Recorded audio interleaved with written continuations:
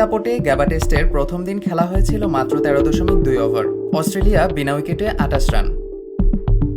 দ্বিতীয় দিনের সকালে ভারতের দাপট, পেসার বুমরার জোড়া আঘাত, 38 রানের মধ্যে আউট 2 ওপেনার উসমান খাজা ও ন্যাথান ম্যাকসুইনি। লাঞ্চের ঠিক আগে লাবুসেনের উইকেট তুলে নেন নীতিশ রেড্ডি।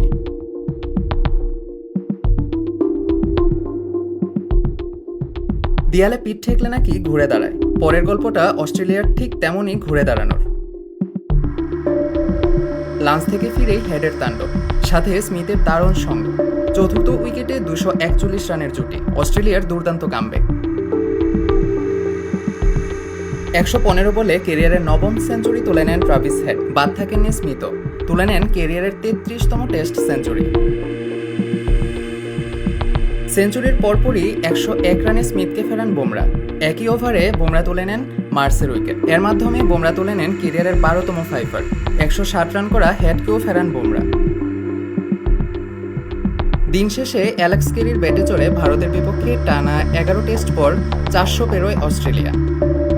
47 বলে কেরি 45 রান ও মিচেল স্টার্ক 7 রানে অপরাজিত থাকেন।